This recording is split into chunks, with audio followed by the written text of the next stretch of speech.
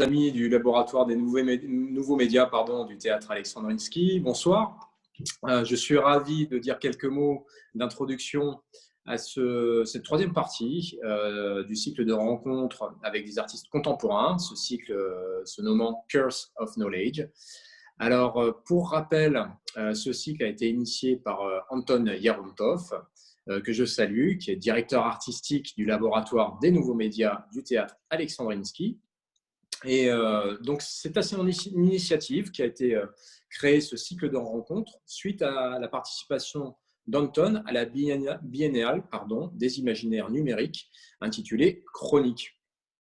Alors, je salue, comme je le disais, Anton, et à cette occasion, je lui présente mes meilleurs vœux, car c'est l'anniversaire d'Anton aujourd'hui.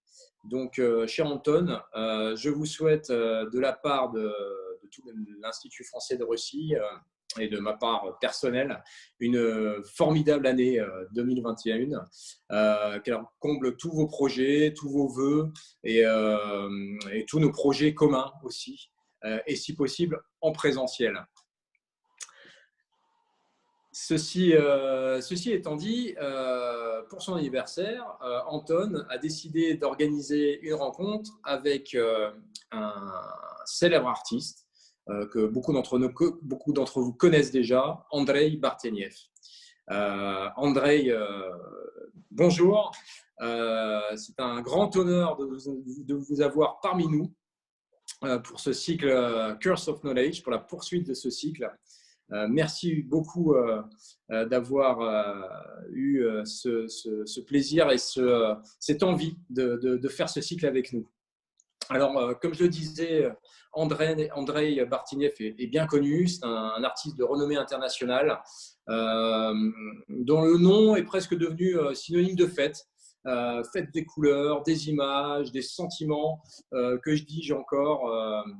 Donc, nous aurons encore le plaisir d'échanger avec lui au cours de cette soirée.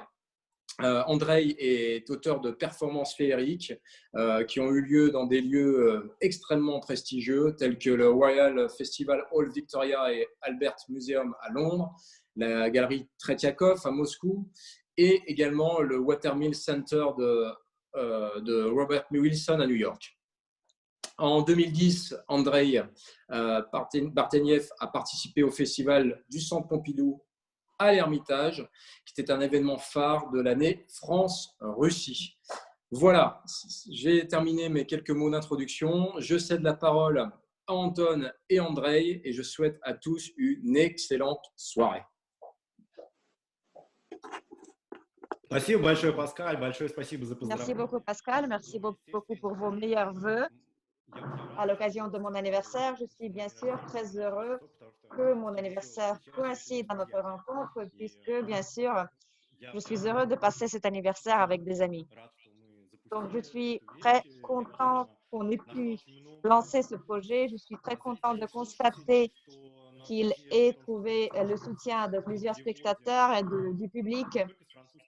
Et puis, je suis très heureux de constater qu'on traduit non seulement du français vers le russe les célèbres artistes, mais on traduit également un langage expérimental des artistes vers le langage moins expérimental des spectateurs. Aujourd'hui, j'ai parlé à ma mère et elle a dit, André, ça tombe tellement bien que ton projet soit lancé et que, en fait, ça permette de tout voir et de tout comprendre.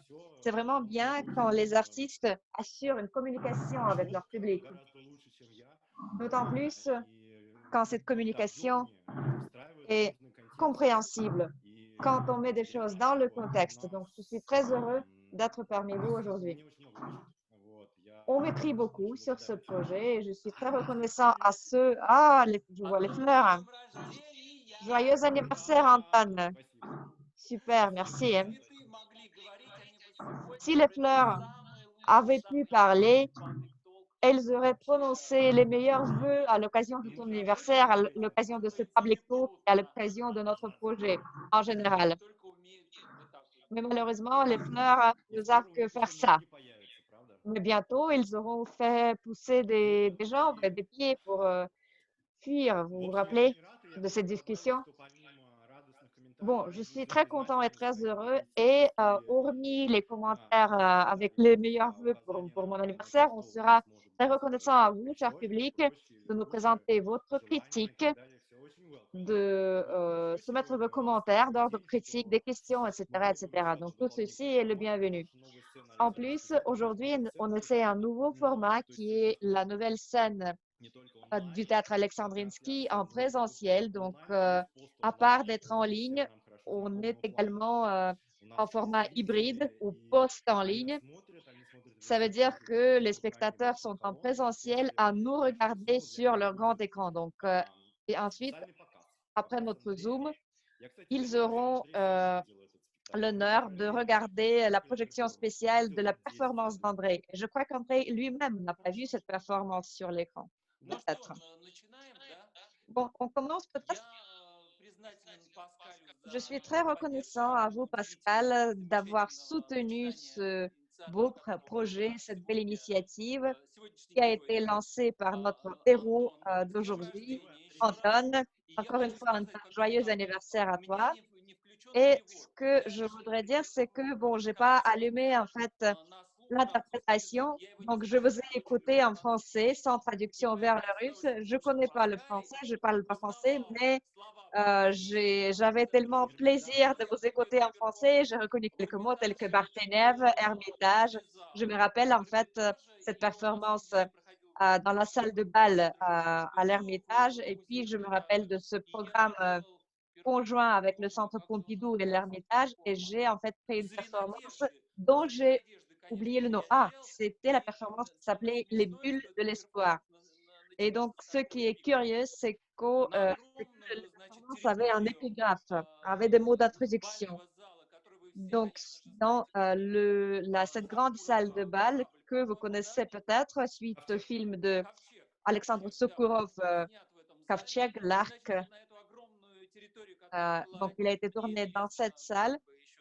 Et donc, à travers cette salle qui m'était déjà familière, puisque c'est là que les matelots ont commencé la révolution d'octobre, et puis à travers le film de Sokorov. Et donc, dans cette grande salle apparaît mon premier personnage, qui est un grand robot. Et à l'actrice qui jouait ce robot, j'ai dit, le seul objectif, c'est d'entrer sur la scène. Et ensuite, j'ai préparé un carré noir pour Anton Bosinski, un autre personnage de mon histoire. Donc, le décor est impossible de trouver pour la première performance, donc je fais ça. Et j'ai dit à ma première actrice, toi, tu es un robot. Et tu entres sur la scène et sur ton dos, tu as une grande bulle, un grand ballon plutôt.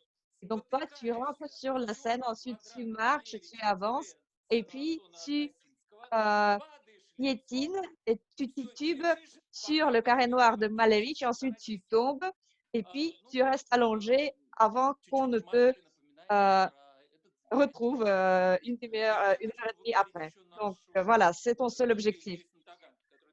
C'est un beau souvenir, en fait. Et je voudrais remercier la galerie SDF Tagan, qui est ici à Taganka, qui est un autre partenaire de notre projet. Et je serais très heureux de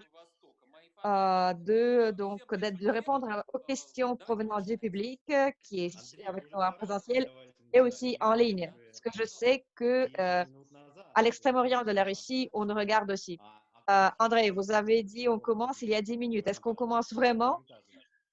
Est-ce que vous avez une vidéo de cette performance à l'Ermitage dont vous venez de parler, peut-être dans mes archives? Et moi, je l'ai. Donc, j'ai fouillé dans mes archives en essayant de trouver cette vidéo et j'ai retrouvé cette vidéo. L'essentiel, c'est que vous me faites revenir vers le titre de nos rencontres, le titre général, puisque en fait, j'ai une conscience qui ressemble à la salade. Et la salade peut tout contenir, des petits pois, de la mayonnaise, des morceaux de saucisson et aussi peut-être des cornichons. Donc, c'est à vous de me corriger si jamais je pars vers les nuages. Oui, très bien. Taganka, en fait, ça sera notre sujet principal pour aujourd'hui. Et je vous ai annoncé comme peintre, artiste, curateur de la galerie Здесь на Таганке.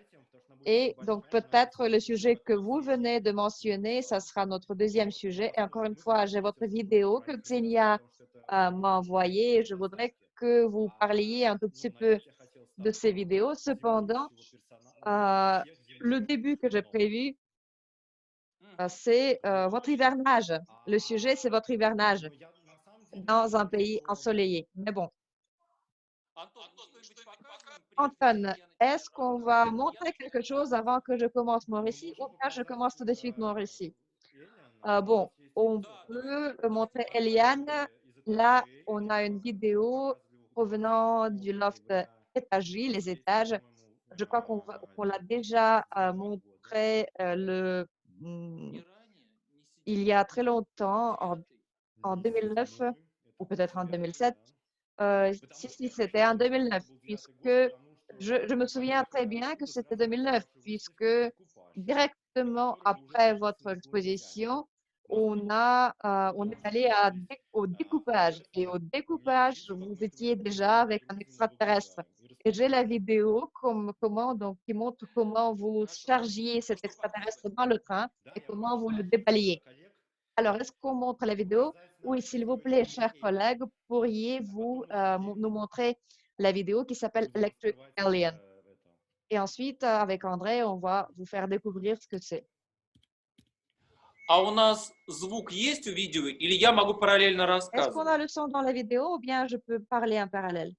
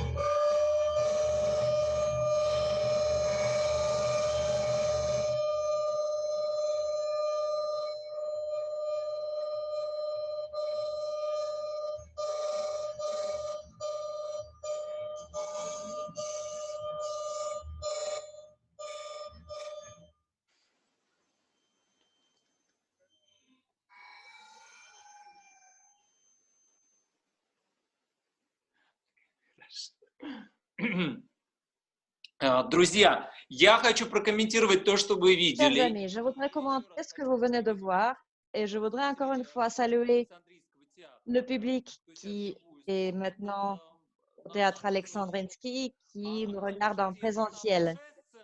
Dites-moi, est-ce que c'est la grande nouvelle scène ou bien c'est une petite salle?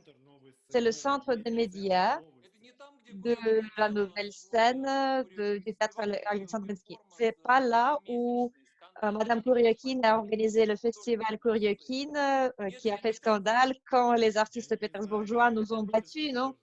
Je ne sais pas si je suis un artiste pétersbourgeois, mais je ne vous ai pas battu. André, en fait, on a fait avec un groupe Menstruation, qui est un groupe scandaleux et qui chante des couplets sur un artiste punk. On a organisé la performance qui s'appelle Un grand cafard. Et il y avait une parade, un défilé des chats oranges et autre chose, je ne me rappelle pas quoi exactement. Et donc, au final, dans le cadre de cette performance, on jetait plusieurs objets vers le public. Et donc, les artistes pétersbourgeois qui ont été vexés par cette attitude, donc on jetait des magazines, etc., etc., ils ont pris nos pigments et ils ont commencé à nous battre, mais vraiment à nous battre sur la scène même du théâtre Alexandrinsky. Donc, vraiment, vous avez le milieu très précieux. Bon, c'est pas la même scène, mais c'est pas loin. C'est déjà sanctifié. C'est un théâtre qui est sanctifié par le sang de Barteniev, parce que c'était le seul théâtre où Barteniev a été battu. Mais en fait, votre metteur en scène principal, M. Fokine, Valérie Fokine, peut-être il se rappelle que une de mes performances, de mes petites performances, a été présentée sur la scène du théâtre Ermolova, où il était directeur à cette époque-là. C'était encore avant le ballet botanique, c'était 1991, pas 1800, 1900. Et donc, le sens de cette performance, c'est que on avait l'artiste Tatiana Hatz, qui était un peu qui ressemblait un peu à David Bowie. Et donc, on l'a enroulé dans du papier peint, on l'a mis dans une belle voiture de Sergei Kojevnikov, qui, à cette époque-là, n'était pas encore le plus célèbre promoteur de l'industrie de la musique pop. Et donc, on l'a collé sur le toit de sa belle voiture et cette poupée enroulée circulait à travers toute Moscou. Et notre atelier, à cette époque-là, se trouvait dans la rue Merzliakov. Et donc, tous les participants ont couru vers la scène du théâtre Ermolova. Nous avons mis des costumes, ou plutôt des objets, des mythes et légendes du nord de la Russie. Et donc, on a fait une petite prélude en suivant le compositeur Vladimir Polyakov. Et ensuite, à la 10e minute à peu près, l'ensemble de cette partie théâtralisée de performance, au milieu de tout ceci, on a fait entrer sur scène Tatiana Haas sous forme de poupée. Et donc, on a commencé à la déballer, à dérouler le papier peint et ensuite, elle a commencé à glisser sur ces papiers peints. C'était comme un chemin sur lequel elle glissait à travers l'espace de notre danse. Donc, pour 1991, ça a fait sensation, ça a été sensationnel. Et je crois que Kirill, qui est maintenant directeur de télévision de la première chaîne de télé russe, donc Kirill est venu me voir et il a dit, André, c'est cool, est-ce que tu voudrais venir à Jurmala, Lettonie? J'ai dit oui, bien sûr. Maintenant, sur cet Electric Alien, sur cet extraterrestre électrique, il a été créé grâce à Salavat Timiryazev, à Masha Smirnova, groupe Enshade, si vous les connaissez en fait, parce que Masha est venue me voir pour dire, André, tu sais, on a plusieurs foires industrielles consacrées aux nouvelles technologies dans la sphère de la publicité. Et on a un tissu qui est fait en fibre optique. Je dis, Masha, c'est quelque chose de génial, j'en ai besoin. Et donc, moi, j'ai rencontré les fabricants de ce tissu en fibre optique. Est-ce que vous allez entendre maintenant? C'est le nom NASA qui a déjà été prononcé pendant les conférences précédentes. Donc, c'est NASA qui a vendu à une époque la technologie de fibre optique lumineux à la société Luminex, dont les propriétaires étaient en Suisse et en Italie. Et donc, Luminex ont trouvé un représentant à Moscou et ils ont essayé de revendre cette technologie au show business. D'ailleurs, je me rappelle avoir participé à un festival de Luminex à une époque. Et donc, ce qu'ils ont fait, c'était des coussins lumineux pour les boîtes de nuit, des robes de mariée lumineuses, etc., etc. Et imaginez Bartenev qui vient les voir pour dire, je voudrais faire un extraterrestre lumineux. Parce que moi, bon, c'était en 2004 et en 2002, à l'invitation de Bob Wilson au centre Watermill, j'ai fait une performance qui s'appelait Un escalier en rouge, qui était consacrée à la théorie de l'impulsion datant de l'époque de l'avant-garde. Et donc, pendant cette performance, ensemble avec 40 autres personnages, donc je jouais un personnage qui s'appelait Electric Alien, extraterrestre électrique. Pourquoi? Parce que General Electric Company, en 2002, a fait, a fait sortir sur le marché les premières ampoules LED. Là, maintenant, elles sont fabriquées en Chine, elles sont bon marché. Mais à cette époque-là, en 2002, c'était extrêmement cher, extrêmement coûteux. Donc, leurs représentants m'ont contacté en sachant que j'allais faire la performance de Bob Wilson. Et donc, ils m'ont demandé, André, est-ce que tu voudrais essayer cette nouvelle technologie de General Electric? Elle n'est pas encore très mobile, elle n'est pas encore très modifiable. Cependant, en tant que décor, en tant que chaîne de lumière de Noël, elle pourrait bien te servir. Et donc, j'ai décidé de ne pas renoncer à cette proposition. Et ce représentant m'a expliqué que la société Boeing a commencé à étudier l'histoire des catastrophes aériennes. Et elle a fait la conclusion que le plus grand nombre de traumatismes que les passagers subissent. Donc, il s'agit des passagers qui se sont sauvés, mais qui ont reçu de traumatismes. Et donc, la plupart des traumatismes étaient des brûlures, puisque les lampes, les ampoules dessous des passagers tombaient sur leurs genoux, tombaient sur leurs jambes, sur leur corps et laissaient des brûlures. Et c'est après ça que General Electric Company a commencé à étudier les nouvelles technologies pour que les ampoules ne soient pas chaudes. Et donc là, à cette époque-là, elle luttait pour conquérir le marché de Boeing. Il devait être pas loin. Et donc, c'est moi qui ai reçu les premières chaînes de lumière de la part de cette société. Et mon ami Yvan, qui était le représentant publicitaire, qui représentait une agence de PR, m'a vu portant cette chaîne de lumière. Et c'est pour ça que j'ai reçu ce surnom de Electric Alien. Et donc, quand en 2004, j'ai appris l'existence de cette technologie de textile en fibre optique, j'ai dit tout de suite que je voulais fabriquer un électroquélène, un extraterrestre électrique. Ensuite, j'ai contacté Salavat pour qu'il me soutienne avec de l'argent, pour qu'il investisse. Ensuite, je vais parler de l'argent et c'est important de savoir que l'histoire russe est totalement différente par rapport à l'histoire française. En Russie, parfois, les artistes testent les technologies qui ne sont pas encore utilisées par l'industrie, mais qui nécessitent déjà un retravail, disons, des ajouts, des ajustements d'ordre plutôt émotionnel. Par exemple, quand un représentant d'une entreprise vient chez nous, ils ont développé un produit, mais ils ne savent pas quoi faire avec. Donc, ils donnent ce produit à l'artiste et ensuite, le laboratoire reçoit le feedback euh, sous forme de l'amplitude émotionnelle, sous forme d'un flux émotionnel. Et donc, cette expérimentation de l'artiste avec un matériau quelconque, c'est ça qui permet aux scientifiques, aux ingénieurs, aux chercheurs, chaque fois qu'ils obtiennent de la nouvelle information sur leurs produits. Donc, c'est ça qui leur permet de préciser où ils voudraient l'utiliser.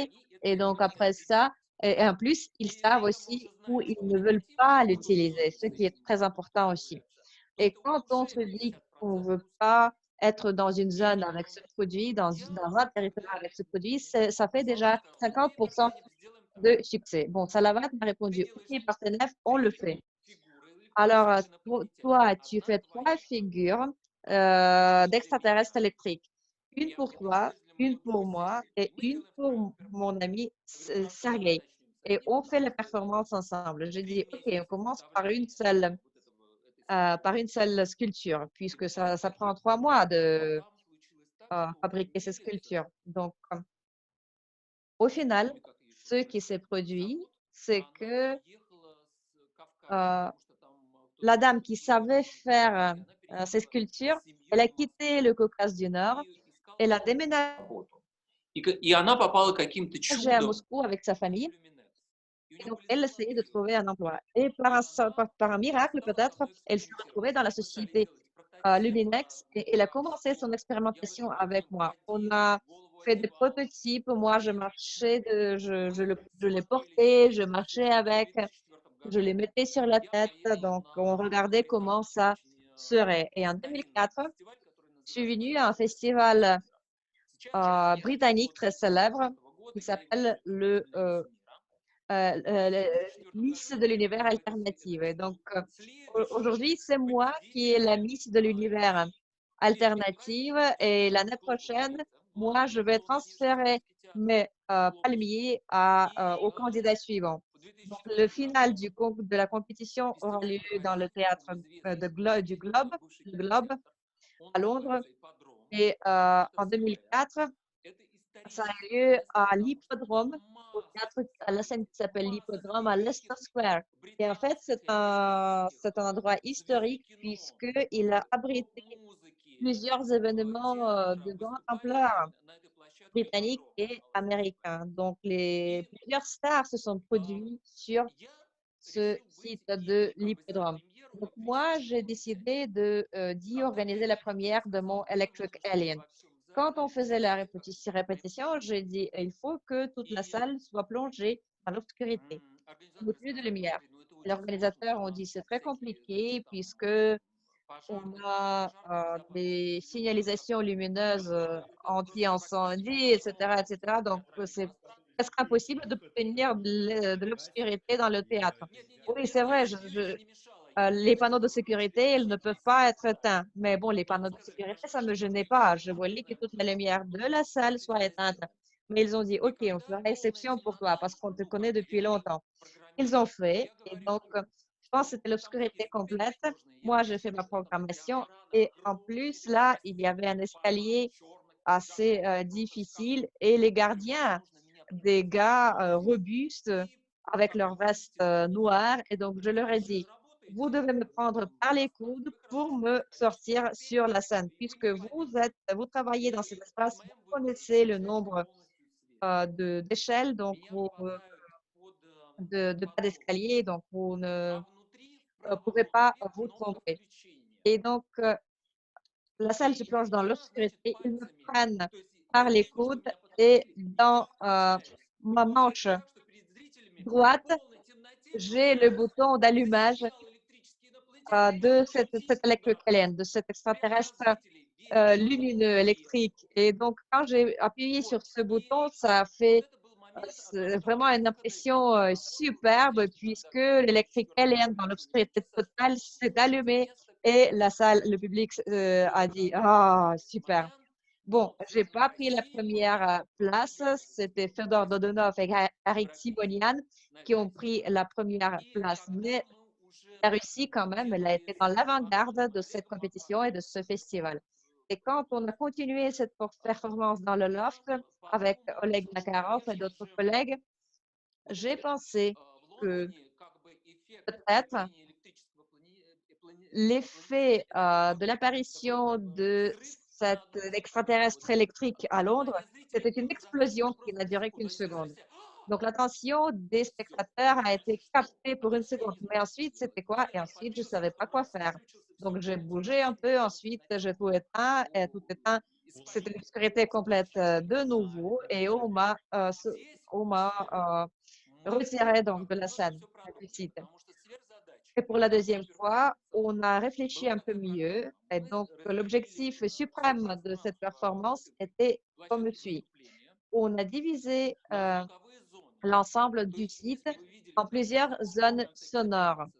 Si vous vous rappelez, à la fin de la performance, je suis restée dans un endroit puisque je savais que cet endroit était en fait lié à une sorte d'effet sonore. Cet effet sonore était en fait fixé, était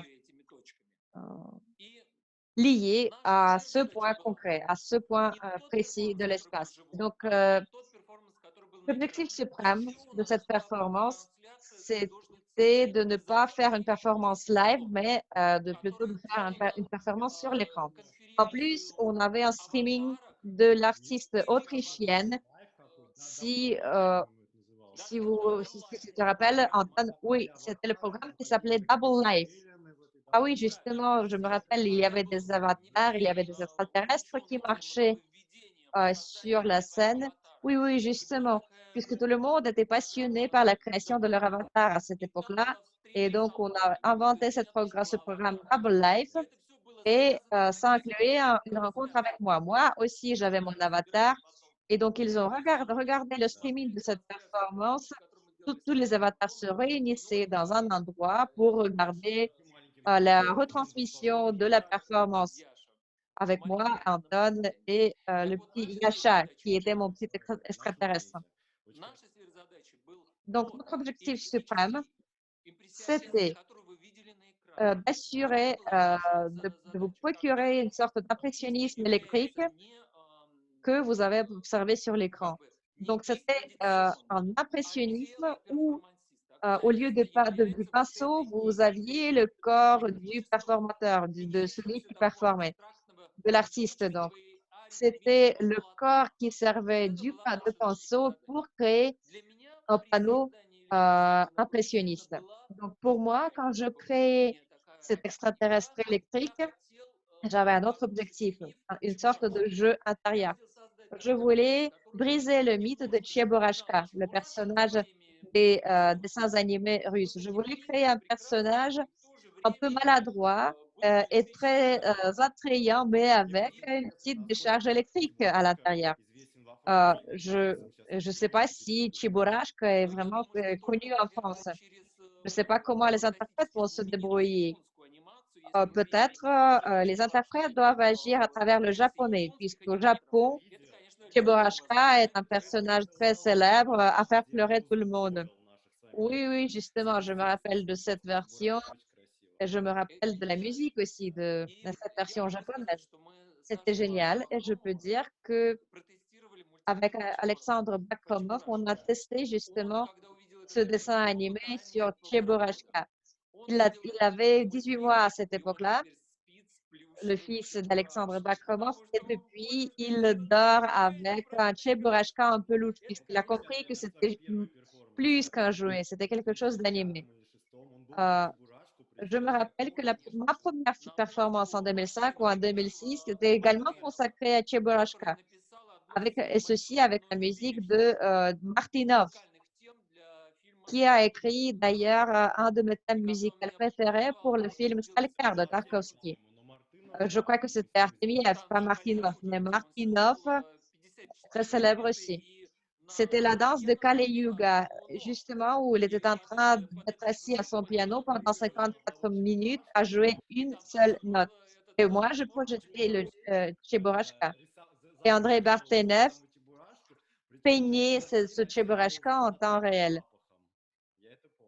Et je me rappelle aussi que Cheburashka avait une certaine odeur. Oui. On se préparait déjà au coronavirus. Oui, c'est ça. En revenant à notre extraterrestre électrique, le sujet de Cheburashka, donc vous voyez, au début, il est très maladroit. ce personnage, mais il est en train de chercher quelque chose. Mais qu'est-ce qu'il cherche? Personne ne le sait. Et j'ai décidé de me servir d'une blague sur Cheburashka. Alors, Cheburashka a chié. Alors, qu'est-ce qu'il cherche? Donc, dans ma performance, il y avait un petit Cheburashka électrique qui chiait avec les extraterrestres électriques, les petits extraterrestres électriques. Bon, c'était juste une blague. Non, c'était pas une blague. C'était votre objectif interne qui, en fait, que les spectateurs découvrent juste maintenant à partir de ce streaming.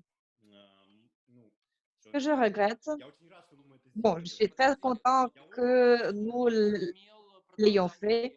Attendez, en fait, cette performance a eu sa continuation. La suite a été montrée à Berlin et ensuite le musée de l'art contemporain de Moscou a reçu notre installation. Tout d'abord, on l'a placée dans la galerie Tretiakov dans le cadre d'une exposition dont je ne me rappelle pas le nom. Ensuite, le musée de l'art contemporain de Moscou a racheté cette installation. Et dans cette installation, oui, et la performance, en fait, était retransmise sur un écran. Donc, on a placé les extraterrestres, 3 extraterrestres, un bleu, un rouge et un vert, à l'intérieur de cette installation. D'ailleurs, Salavat et Sergei n'ont jamais pris part à la performance avec ces objets. Et donc, ces objets étaient déjà dans un conteneur en miroir. Le public regardait dans une petite fenêtre et ce qu'il voyait, c'était le conteneur, en fait, avec plein de miroirs dont chacun reflétait ces extraterrestres. Ensuite, un peu plus tard, j'ai répété cette performance pour une structure plutôt scientifique. Elle s'appelait le chant des cœurs solitaires, contact de la carte. Vous savez, quand il y a une carte de connexion à l'ordinateur, donc c'est crucial. Et avec Olga Svibilova pour la Biennale de Venise, pour le pavillon russe, j'ai créé une sculpture qui s'appelait Connection Lost, Field of Lonely Hearts, connexion perdue, le chant des cœurs solitaires. Donc, il y avait un conteneur, vous savez, et puis parfois, les voitures avaient des vitres noires, obscures, et quand vous regardez dedans, vous ne voyez pas votre propre réflexion, mais le paysage infini des ventilateurs qui tournaient, des ventilateurs dynamiques qui étaient décorés avec des ampoules LED et qui justement envoyaient cette impulsion qui disait Connection Lost, connexion perdue, et des cœurs qui battaient. En fait, un nombre de magazines européens ont publié la photo de cette sculpture. Ils ont dit que ça faisait partie de la top liste de la Biennale de Venise. Et donc, ça a été justement quelque chose qu'on a créé et qui a été montré dans le cadre de ma rétrospective. Je me rappelle que vous aviez une autre création qui s'appelait Déconnexion, Disconnection. Oui, justement, ceci, on l'a fait pour l'exposition de Londres. Après Venise, on a justement répété cette performance à Londres et à Londres, ça a produit une sensation. Avant même son ouverture, l'exposition a été vendue à 70%. L'exposition a tenu longtemps à Londres et tous les journaux londoniens ont publié des avis sur cette performance. Et ensuite, il y a eu quelque chose qui s'est produit. Nous avons écouté en fait 2 artistes français qui disaient on reçoit des subventions, on travaille avec la NASA. Bon, malheureusement, pour les artistes russes, ce n'est pas le cas. André, est-ce que je peux intervenir? Je vais présenter ma version, ensuite vous présenterez la vôtre. Alors, à un certain moment, il vous arrive une chose suivante. Donc, après avoir fait des efforts infinis, vous réunissez de l'information expérimentale et cette information souhaite être réalisée en tant que sculpture ou peut-être sculpture qui bouge ou sculpture qui se détruit elle-même. J'aime beaucoup Jean Tabili et Cornelia Parker qui créent justement ce genre de sculpture. Et donc, je fais des expérimentations dans ce genre. des sculptures autodestructives. C'est très intéressant. Et donc, quand vous accumulez des connaissances, il arrive un moment où ceci cesse d'être votre initiative privée. Et ceci doit obtenir soit une subvention publique, soit une subvention de l'institution qui fait la promotion des artistes ou qui justement fait des études de l'intelligence artificielle, puisque moi, ce que j'ai commencé à faire, c'était lié au premier contact avec l'intelligence artificielle. Donc, ma sculpture à Venise, où 40 machines étaient réunies avec un seul logiciel. Pendant la deuxième semaine, quand c'était la chaleur de 36 degrés, à Venise, c'était 36 degrés. Et donc, quand l'ensemble du système de climatisation ne pouvait plus refroidir les 40 moteurs à l'intérieur de ce conteneur, donc mes programmes et mes moteurs ont commencé à restructuriser l'ensemble de l'objectif primaire. Au bout d'une semaine, il y avait des erreurs qui ont commencé à émerger. Et donc, ces erreurs n'étaient pas productives du tout. C'était une sorte d'improvisation. Et quand j'ai compris par quoi ça allait aboutir, à ce moment, il y avait juste 5 moteurs qui retransmettaient le message primaire. Tout le reste, les 35 moteurs restants, sont devenus une toile abstraite.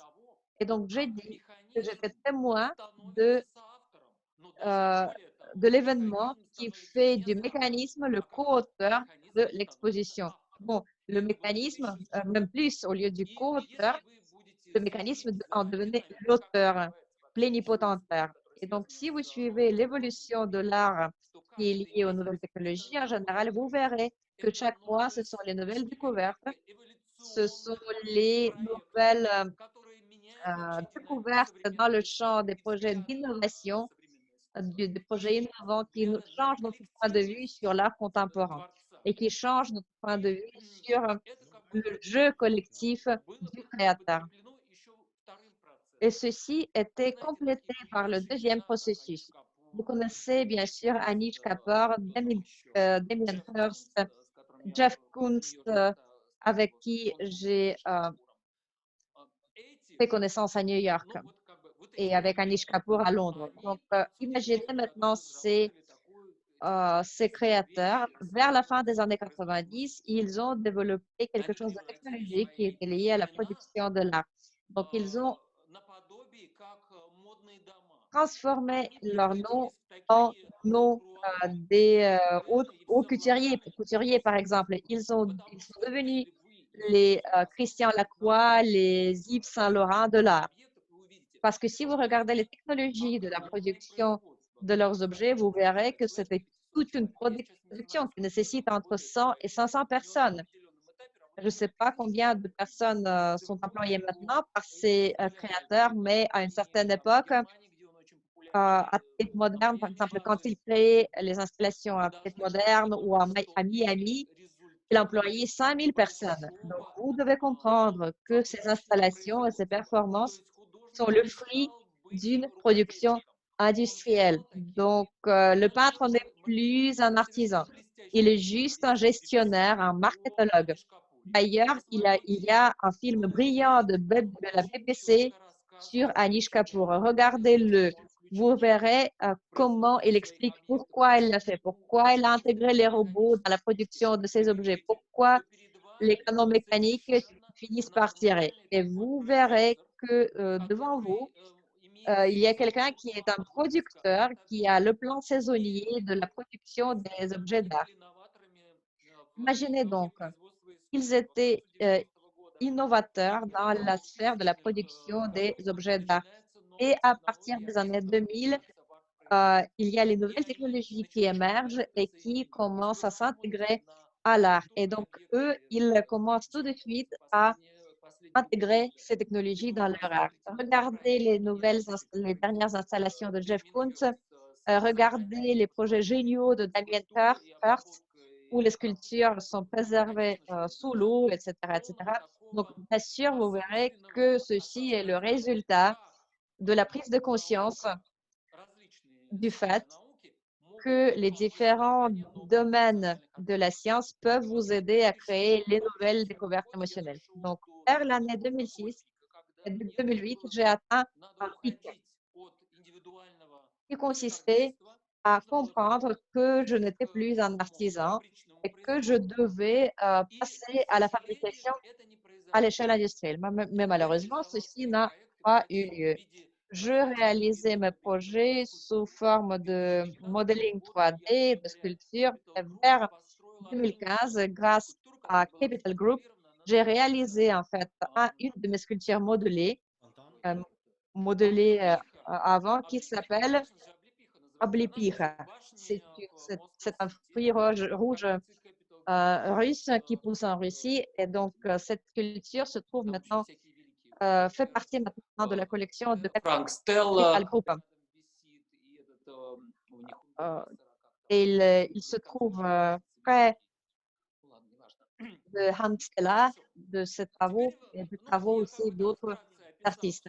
Bon, je vous ai décrit brièvement l'évolution de ma création et comme je n'ai pas reçu les subventions de l'État, j'ai commencé à me plonger de nouveau dans les profondeurs de mes ressources émotionnelles et j'ai recommencé à faire des arts plastiques, la céramique, la peinture. Donc, j'ai décalé un peu, je me suis éloignée un peu des arts de performance. Et maintenant, Anton, est-ce que vous pourriez me corriger un peu ou me compléter un peu?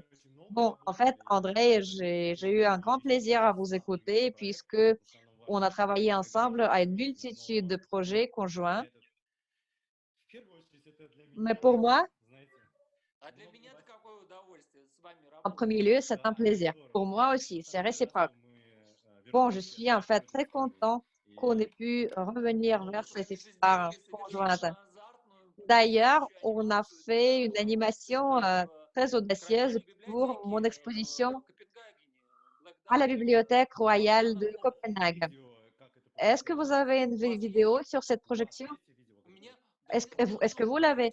Oui, je dois la voir quelque part. Mais bon, j'ai la vidéo de la performance elle-même. Mais est-ce que vous avez la vidéo qui, sur laquelle vous pouvez voir comment ça se projeter? Non, je vais vous raconter tout ça. J'ai une amie qui s'appelle Christina Beck, qui est curatrice de la Bibliothèque impériale. Et ils ont fait un projet ensemble avec le musicien britannique génial, comment s'appelle-t-il? John Cage? Non, pas John Cage, un autre.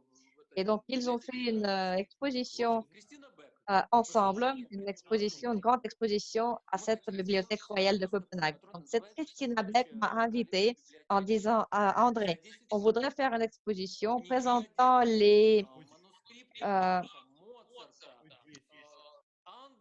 les meilleures pièces de la Bibliothèque royale qui incluait les manuscrits d'Andersen, les manuscrits de Tolstoï, les lettres, la correspondance d'Indira Gandhi, 60 cartes dessinées par Matisse. Donc, en fait, tout ceci, c'était leur acquisition des 10 dernières années. Et puis, c'était la Bible de Göteborg, qui est vraiment le trésor de toutes les cultures européennes, qui coûte, je ne sais pas, 100 millions d'euros. Donc, ils ont dit, on voudrait présenter ces trésors de la bibliothèque et on voudrait que l'exposition dure un an. Enfin, elle a duré 5 ans. Et donc, je leur dis, alors, quelle est la signification de la Bible de Göteborg? Je crois que c'est la même chose que l'ordinateur personnel pour notre civilisation. Je leur ai dit, il faut créer une explosion d'informations. Donc, au final, on a créé un espace multimédia dans cette Montana Hall. C'était la première fois où la galerie a testé les écrans tactiles. Donc, c'était la première fois en Europe où ils ont placé une multitude des écrans tactiles avec les données sur chacun des objets exposés. Ces objets exposés devaient changer pendant cette année. Alors, quelle est la particularité technique de cette Montana Hall? C'est que, en fait, c'est une salle d'exposition qui sert également de coffre-fort. Le coffre-fort qui peut se fermer et qui donc peut pomper tout l'air du local. Si il y a un humain qui se trouve dedans, il va mourir tout de suite, mais en fait, c'est fait pour protéger les objets exposés de l'incendie. C'est ça le plus important. Donc, c'est le prince danois qui a inauguré l'exposition. La liste des participants a été validée un mois avant par l'administration du roi. Et donc, parmi les participants russes, c'était moi, Sacha Kromov, mon directeur, Christina Beck et le directeur de la Bibliothèque royale. Sacha Kromov a reçu l'autorisation de photographier. Et le prince est arrivé avec son son navire de guerre. Il y avait le tapis rouge, bien sûr, de l'or partout. Et donc, le prince est arrivé accompagné par le maréchal de l'armée danoise. Les gardiens étaient partout, ils étaient armés et moi, je me suis préparé un costume, vous savez, avec un grand chapeau, un haut de forme anglais décoré par les personnages des dessins animés en plastique. C'était extrêmement lourd et donc je suais, mon visage était rouge puisque c'était douloureux en plus. Et donc, ils ont commencé à regarder cette exposition et il y avait une performance qui a été exprès pour l'inauguration de cet événement. Le prince était assis au premier rang, entouré de ses gardes-corps. La salle était pleine à craquer. C'était la meilleure salle de Copenhague. Et vous avez fait un film, c'est ça? Parce que c'est vous qui avez fait le film. C'était un écran géant sur lequel on projetait ce film. Et moi, habillée comme une fraise, je dansais à la musique de Stravinsky. Lilia Galtsina chantait sur le thème chanter certaines pièces exposées. C'était les œuvres vocales de Bach. Ensuite, elle a chanté l'air de Marfa de l'opéra homonyme de Stravinsky. Ensuite, le prince et le maréchal ont commencé à regarder l'exposition. Et donc, moi et Christina Beck, on s'est dit, c'est totalement fou, c'est totalement exorbitant, mais tout le monde l'aime beaucoup. Et j'ai dit que chaque exposition devait avoir un personnage négatif. Donc, j'ai dit, je viens de Norilsk où il y a les ours polaires et il faut qu'on trouve un ours polaire. Et donc, à travers le Danemark, à travers les Pays-Bas, ils ont commencé à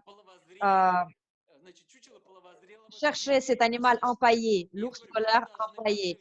Ils ont fini par le trouver. Et j'ai dit, il faut qu'on installe cet ours polaire empaillé et devant l'ours polaire, il faut qu'il y ait une silhouette du bonhomme habillé en slip. Et donc, parmi les objets exposés, il y avait la première édition de l'Encyclopédie royale, publiée au XVIIIe siècle. Et donc, devant tout ceci, il y avait l'ours polaire qui, euh, qui a placé son nez au niveau de la bourse du périnée de cette silhouette du bonhomme. Et de ce périnée, il y avait une multitude de personnages de couleur noire qui sortaient. Et donc, quand le prince danois a visité cette salle, bon, en fait, j'ai inventé une multitude de trucs donc, pour cette exposition. On a fait le directeur de la Bibliothèque royale lire Tolstoï. Il y avait les manuscrits de Nietzsche. On a fait la caissière nous déclamer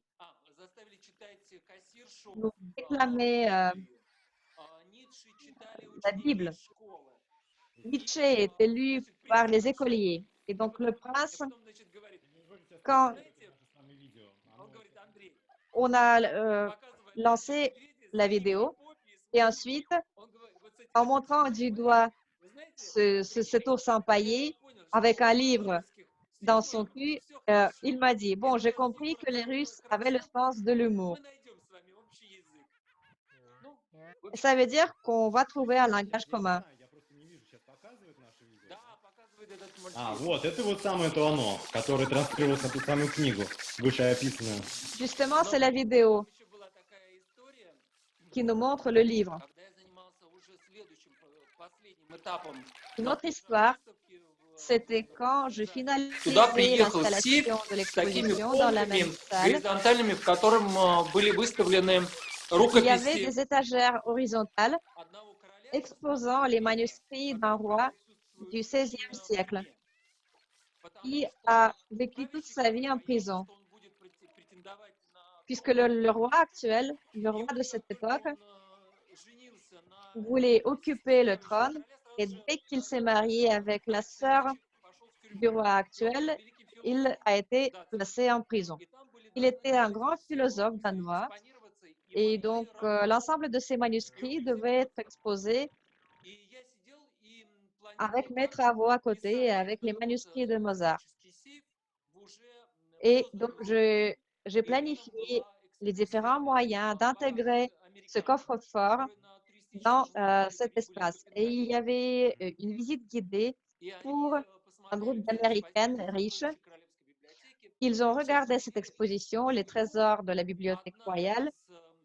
Elles étaient en train de sortir déjà du bâtiment et du coup, une de leurs copines a commencé à crier, « Vous avez vu ce scandale? Vous avez vu cette horreur? » Et donc, l'ensemble du groupe, qui consistait en 40 ou 50 femmes, sont revenus dans la salle et elles ont commencé à gronder en face de cet ours polaire qui avait le livre dans son cul. Et je dis, ah, ça marche, ça fonctionne, ça provoque les réactions scandaleuses chez les spectateurs. Bon, très bien.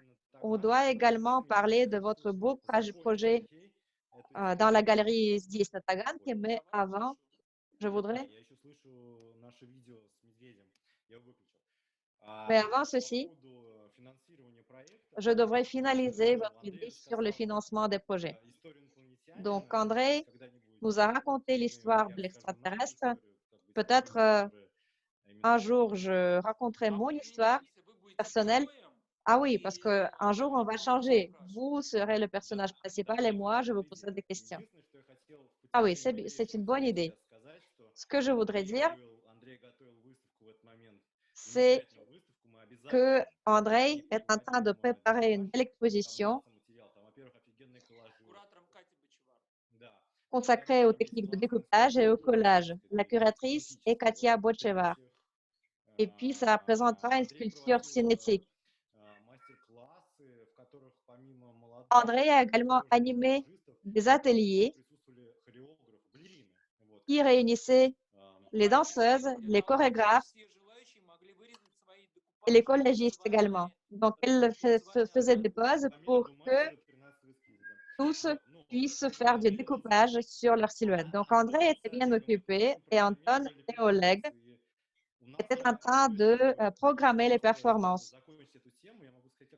Et pour en finir avec ce sujet, je peux vous dire comment on l'a fait. On l'a fait en obscurité totale. Oui, c'était comme ça. Comme André était occupé, comme on n'avait pas de salle, on n'avait rien, on avait zéro budget pour cette performance. Donc, collègues et moi, on éclairait tout ceci avec mon téléphone portable et donc ceci.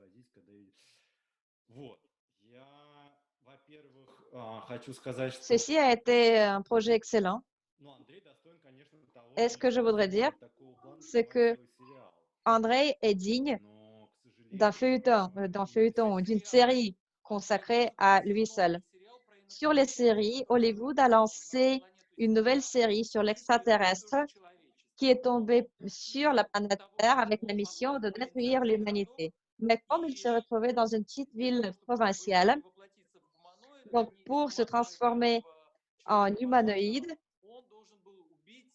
il devait tuer un docteur qui était en vacances au bord du lac. Donc, il s'est transformé en ce docteur et quand les locaux viennent le voir, par exemple, les agents de police sont venus le voir, ils ont dit, bon, votre docteur est mort et donc vous êtes un docteur spécialisé en médecine judiciaire, donc montrez-nous comment faire. Et il commence à changer son attitude envers la mort, la vie et les humains.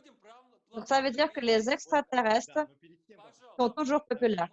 Bon, on passe maintenant à la galerie 10 Tagan. Alors, on inaugure l'exposition de Yuri Che le 6 février. Venez voir, c'est un excellent artiste qui fait des recherches dans la création écologique. Donc, elle fait des objets en déchets. Et en plus, on fera une autre exposition qui réunirait l'ensemble de créations consacrées aux extraterrestres. Donc, ça sera une belle performance du groupe, performance collective. Bon, avant que l'on passe à la galerie Здесь на Таганке, on a trois endroits où il y a des spectateurs et on peut recevoir vos questions. On peut les recevoir sur Facebook, sur VK et aussi de la part des spectateurs de la nouvelle scène du théâtre Alexandrinsky. Nastia, pouvez-vous demander s'il y a des questions de la part des spectateurs? Merci, Nastia, de porter le micro. D'ailleurs, Nastia peut poser la question elle-même. Mais moi, je n'entends rien, en fait. Moi non plus. Moi non plus. У нас выключен. А, Сейчас да, слышно нас? Да, вас Maintenant, vous m'entendez? Oui, maintenant, on vous entend. Bonjour, Alma Mater. Bonjour, cher André Bartignev. Salut. J'ai précipité tellement à vous voir. Alors, pourriez-vous parler de votre autoportrait qui est derrière vous, si je ne me trompe pas? Pourriez-vous vous présenter? Je m'appelle André Ivanov. Salut, André. Oui, c'est tout. C'est la fin de la question. Très bien. Alors, qu'est-ce que je peux vous dire?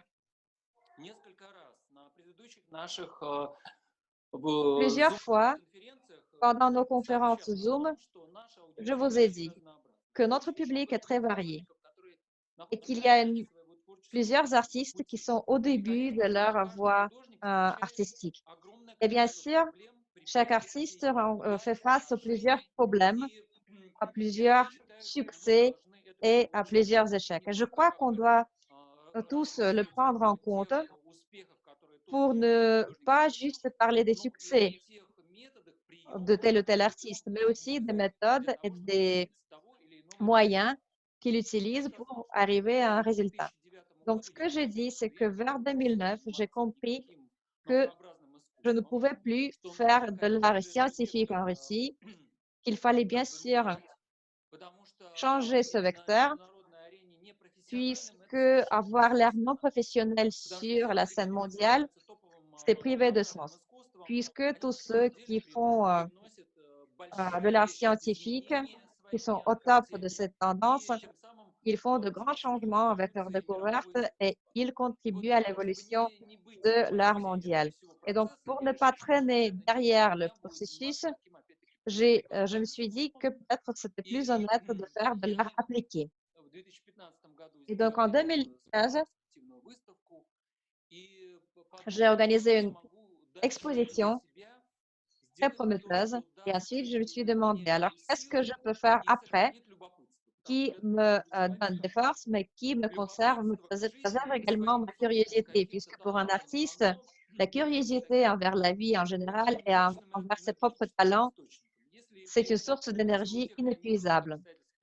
Si, suite à des circonstances, on perd cette source de curiosité, l'artiste peut s'enterrer tout de suite. Et donc, merci au ciel, merci au Dieu que cette source pour moi est inépuisable en fait. Et donc, je me suis dit, alors, si je ne peux pas me lancer dans les études de l'intelligence artificielle, si je ne peux pas étudier les perspectives qu'elle ouvre pour les artistes, pour créer des flux émotionnels, bon, je vais revenir à l'art appliqué. Donc, en 2015, j'ai organisé une exposition. Je me suis fait amie avec Vova Perkel, un des directeurs du théâtre sur Taganka. Et donc, son projet de curateur, en fait, m'a fait revenir vers la peinture. Et à travers cette pratique de peinture, j'ai inventé un autre projet que je réalise maintenant en Espagne. À Valence, je voudrais ouvrir une galerie. Ceci a plusieurs causes. Une des causes, c'est que dans mes performances, vous voyez assez souvent le personnage de robot. Il y a un autre personnage prénommé Robot des Neives. Et d'après la ligne de ma mère, en fait, mon nom de famille, c'est Bartenev Drobot. Et ce Drobot a joué, a créé une histoire intéressante dans ma vie. Une fois, j'ai signé un document à Londres et on m'a demandé d'indiquer mon deuxième nom de famille. Et donc, j'ai indiqué Drobot. Et la personne qui a assisté à cette formalité, il m'a dit, ah, docteur Robot. Et c'était vraiment amusant, super amusant, et ça m'a amusé aussi. Et je me suis dit, c'était seulement les Britanniques qui pouvaient lire de cette façon. Et donc, ceci s'est cloué, ceci est resté dans ma tête. Et comme ma mère a quitté ce monde, j'ai décidé que mon projet suivant s'appellerait Docteur Robot. La galerie s'appellera porterait le nom donc, de Docteur Robot en l'honneur de Partenaire Drobot et au docteur Robot prononcé à Londres. Donc, justement, derrière moi, sur cette toile, vous voyez le docteur Robot qui, que j'ai créé l'année dernière. Et vous avez l'élément principal de 2020, qui est le masque de protection. Et quand Docteur Robot a été créé, ce masque de protection n'était pas encore la suite du coronavirus parce que ceci a émergé avant le coronavirus. C'était que ce personnage travaillait à une usine. En 1990, j'ai fait ma première performance, ou bien c'était 89. Vous trouverez la date dans mon catalogue. Et donc, j'ai créé la performance qui portait le nom du jeune Prokofiev.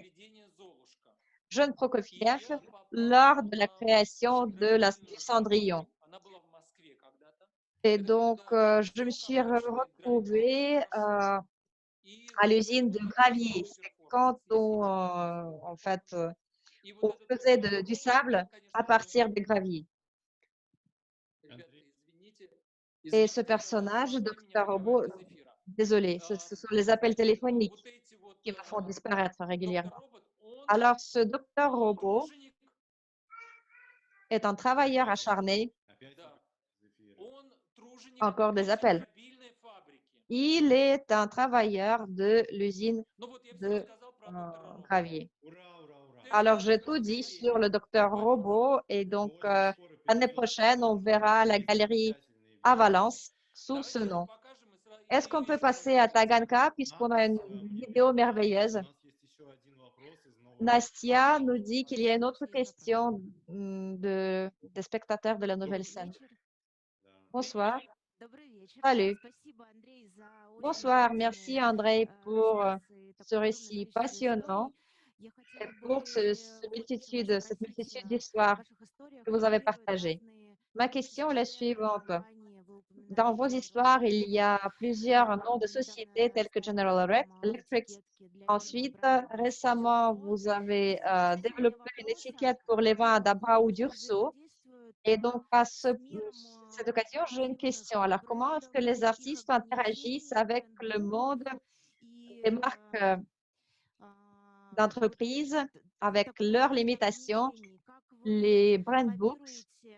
Alors, quelles en sont les limitations? Comment est-ce que vous pouvez conserver votre liberté artistique au milieu de cet univers des entreprises commerciales? Отличный, очень хороший вопрос. Он Une très bonne question, merci.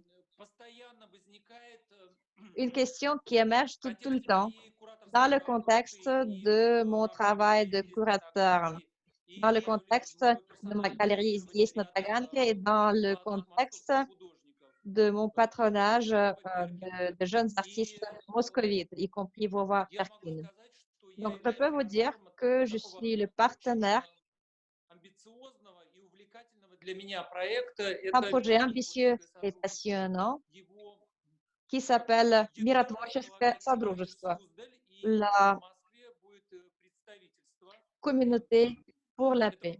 Et проекта. donc, И московское son представительство siège est à это не что Souzdal. иное, как Ensuite, треугольный plus дом tard, on aura la Киева. Если вы représentation à знаете, Moscou, qui такой sera великий située архитектурный dans производитель la maison 24-26 triangulaire de Melnikov, годов.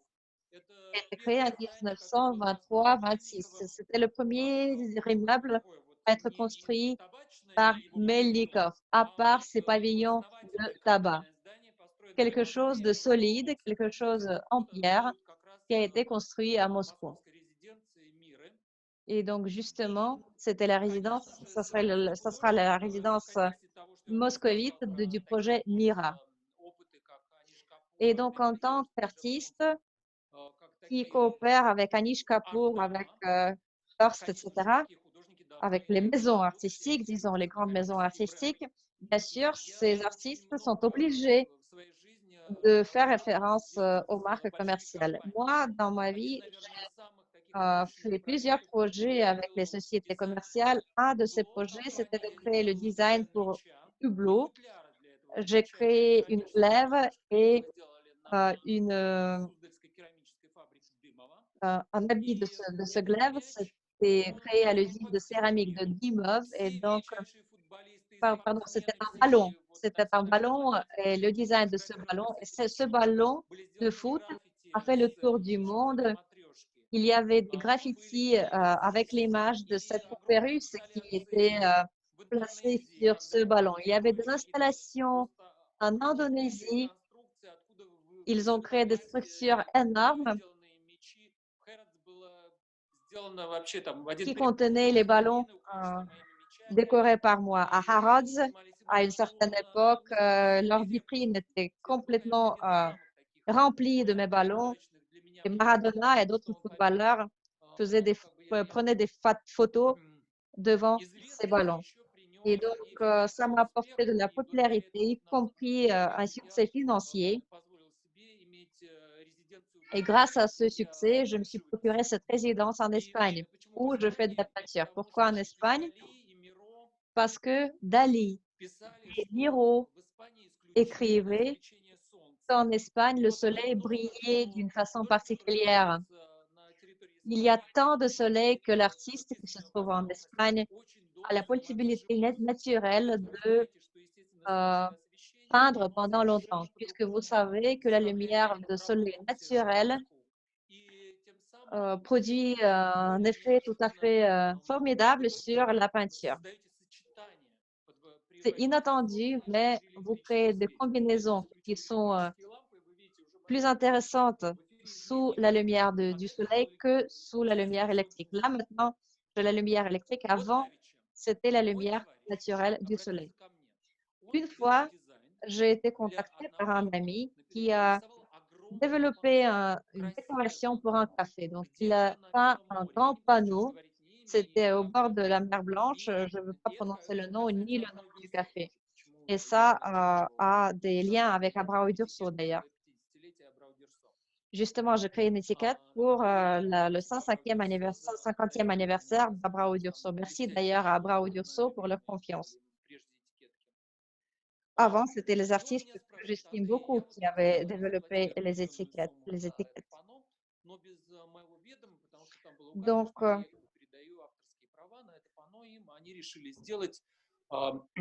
je leur ai transmis les droits d'auteur sur ce panneau. Ils ont décidé d'utiliser cette étiquette pour tout, donc pour leur programme, etc. J'ai réfléchi pendant 2 jours et j'ai dit, Dimitri, tu ne dois pas le faire. Je vais te raconter une histoire, j'ai dit. Donc, quand j'ai fait le design de la poupée russe pour Hublot, j'en ai fait 15 versions. Donc, une seule version a été publiée. Le reste, donc les 14 restantes, sont toujours dans mon dossier. Ensuite, il y a quelques temps qui s'est écoulé. Pour ces esquisses de travail, j'avais un contrat d'exclusivité. Et donc, j'ai dit, là maintenant, on trouve une société, on leur paye de l'argent pour produire des poupées russes suivant mes esquisses. D'ailleurs, vous pouvez maintenant acheter ces poupées russes à l'occasion du 14 février ici à la galerie Disney Tagan, puisque ça contient beaucoup de cœurs. Et donc, je lui ai dit, regarde, je crée un produit pour pouvoir populariser de façon indirecte mon nom. Moi, je finance ceci moi-même. Et toi, tu n'aurais pas dû t'investir puisque les cafés sont tellement amoureux de ta création qu'ils ont fait, donc ils ont créé de la vaisselle avec ta création, des cartes de visite avec ta création. Bon, peut-être tu n'as pas ajouté dans le contrat que tu avais les droits exclusifs, que tu devais avoir de l'argent pour chaque utilisation. Mais prends ça de façon plus calme. Tu es un jeune peintre, tu es un jeune artiste, tu dois te populariser. Donc, ce qu'ils ont fait, ça contribue à ton succès. Et à mesure que je lui parle, il avait tout un changement émotionnel. Il était prêt à lutter. Et je dis, mais combien est-ce que tu vas gagner? Et maintenant, imagine, on te donne une palette entière de différentes versions de ta création. Et ceci est superbe. Il m'a répondu, André, j'ai compris, ça me plaît, je vais leur parler. J'ai fait une toile qui imite ce panneau. Ils veulent l'acheter. Et je dis, mais regarde, dès que tu leur as ouvert ton cœur, ils sont prêts à contribuer encore plus, à investir encore plus en toi et faire-leur une réduction puisqu'ils sont des fans, ils sont des admirateurs. Mais là, il faut savoir faire une distinction. Qui est juste une société commerciale et qui est votre fan et votre grand ami pour le reste de la vie. Et bien sûr, toutes les sociétés qui s'adressent aux artistes, je donne un conseil. Si vous avez la possibilité, payez autant que vous pouvez aux artistes contemporains, puisque c'est grâce à ceci que l'artiste peut survivre. C'est grâce à ceci que l'artiste peut créer des contacts, élargir le réseau de ses contacts. C'est grâce à ceci que l'avenir va s'enrichir de découvertes émotionnelles réalisées par l'artiste à mesure qu'il avance sur son parcours. Si vous achetez les créations plusieurs sous, c'est pas bien. Au contraire, payez bien à l'artiste. Il changera le futur, il changera l'avenir, il créera une autre fleur très jolie. Vous rencontrerez cette fleur et votre univers émotionnel changera. Vos enfants qui sont sensibles à l'art vivront dans un monde plus heureux, dans un univers plus heureux. Et bien sûr, ici, je veux dire, je parle des artistes qui sont positifs, puisque ceux qui sont toujours mécontents, qui sont toujours ensanglantés, je ne les comprends pas. Il faut comprendre que le marché des séries télévisées est rempli à 99% par les vampires, le sang, etc. Juste 1% est dédié aux comédies et à l'humour. Mais moi, je suis le partisan de ce 1%. Est-ce que j'ai répondu à votre question, André? Oui, vous avez répondu à cette question. Mais moi, je sais très bien. Je vais répéter encore une fois. Quand vous connaissons depuis plusieurs années, plus de 10 ans, j'avais jamais entendu plus de 90% de ce que vous dites maintenant. Donc, on doit vraiment continuer cette discussion avec vous. On va inventer le moyen, mais malheureusement, bon, pas malheureusement. Est-ce qu'on avance? Oui, on avance, mais cette fois-ci, on n'aura pas le temps de parler de Taganka. Oui, on peut le faire après. Anton, c'est vous, le metteur en scène. Alors, est-ce que je peux juste dire sur Taganka que j'invite tout le monde? Notre Taganka est une base expérimentale pour l'ensemble des artistes de tous les âges, entre 3 et 103 ans. Alors, participez à nos expositions collectives. N'hésitez pas, puisque à la plateforme de ma galerie, vous avez la possibilité de communiquer avec les artistes avides de connaissances comme vous-même. Et si je vois que vous avez du talent, je vous donnerai un conseil personnel. Je vous dirai où vous pouvez avancer et ce que vous devez faire tant que je suis encore curateur de cette galerie. Et depuis quand vous êtes curateur de cette galerie? Depuis 2015. Parce que j'ai vu dans les publications que c'est depuis 2016. Non, non, non, ça a commencé en 2015 parce que Katia Botcheva, Yulia Bichkova et Lisa Fokina m'ont invité parce que cette galerie se trouvait dans l'immeuble où j'habite. Quand vous habitez à Moscou. Andrei Moscovitz, ça veut dire que sa maison est là où est sa casserole principale. Ouais. La casserole principale de la création. Ouais. Bon, alors, je vous propose d'agir de façon suivante. Tout d'abord, on doit quand même parler de votre galerie à tout le monde. Premièrement, à tout le monde. Deuxièmement, à moi, parce que moi, je ne suis pas expert en votre galerie. Je crois que ceci mérite une rencontre à part, peut-être. Anton, je voudrais dire que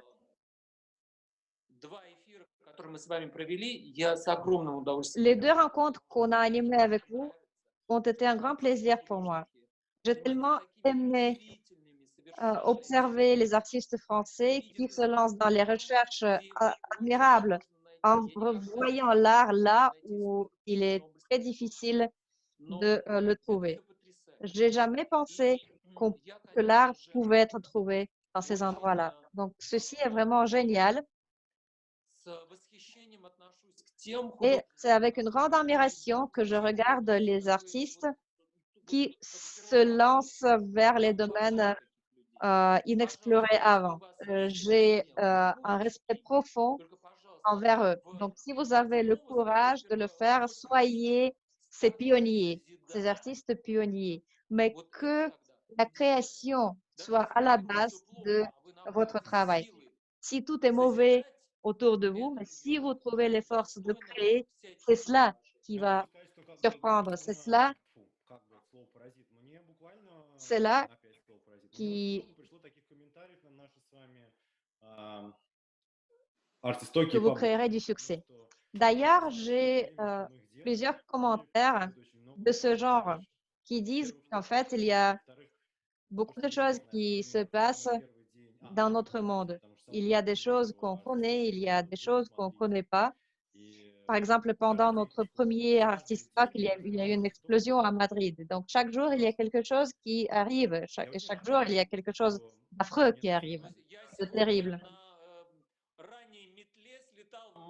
D'ailleurs, aujourd'hui, j'ai fait un aller-retour à Madrid. Je suis également rentrée à Reina Sofia pour acheter des livres pour le petit sachet, pour le petit Don Alejandro. именно поэтому мы должны это делать и продолжать это делать. Да, давайте, я за. Et c'est pour ça que mes amis me disent qu'il faut continuer à le faire. Вы говорили об Организации Объединенных Художников в прошлый раз. Я очень рад, что